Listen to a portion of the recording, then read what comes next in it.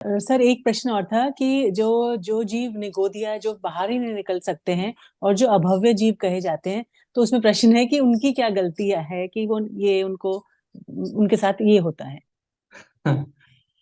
देखो, मैं जब वो भाव कलंक की प्रचुरता वाली बात कर रहा था ना, तो मुझे एक चीज और उसमें बताना चाहिए था। गलतियां सिर्फ अभी की थोड़ी होती हैं, है ना। अब आपका एक प्रश्न था कि अभव्य की क्या गलती है। स्वभाव में गलती और स्वभाव में क्या कहते हैं, स्वभाव में सत्कर्म और दुष्कर्म नहीं चलते।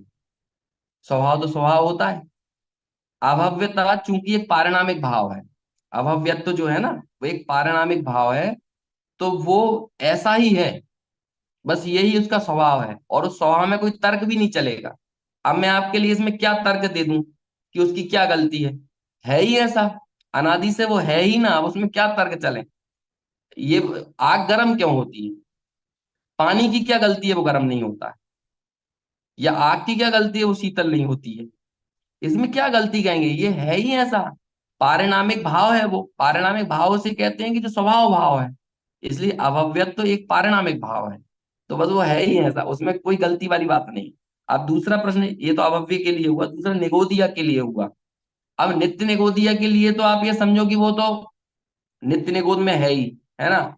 वो भी एक तरह से बिना तर्क रहित बात है, उसमें भी कोई तर्क नहीं दे सकते, वो तो है ही, अनादि से ऐसा ही है। जैसे कि टोरमल जी ने इसके लिए कहा है कि कोई कुछ सोना तो जो है वो सुनार की दुकान पे बढ़िया आभूषण बन के बिक रहा है, और कुछ सोना अभी भी पहाड़ों में छुपा हुआ है। अब उस सोने की क्या गलती है, वो सोना क्यों नहीं बिक रहा है।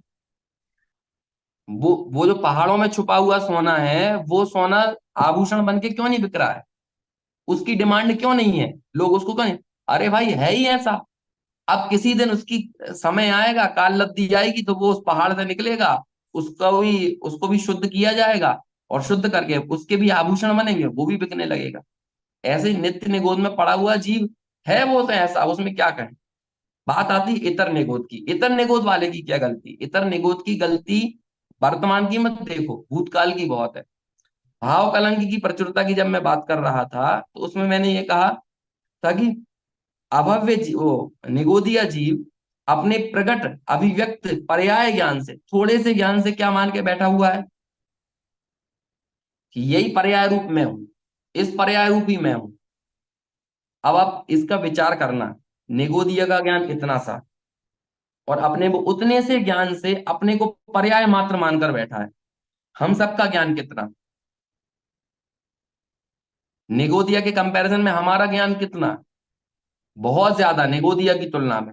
निगोदिया कितना, हमारी तो पांचों इंद्रियां विकसित हैं, मन काम कर रहा है, विवेक काम कर रहा है, मति ज्ञान श्रुति ज्ञान दोनों बढ़िया ठीक ठाक स्थिति में है। संगी पंचेंद्रिय पना हमको मिला है, ज्ञानावरणी कर्म का क्षय उपशम हुआ। लेकिन हम भी अपने प्रगट ज्ञान से क्या मान रहे हैं, ये पर्याय जितना ही मैं।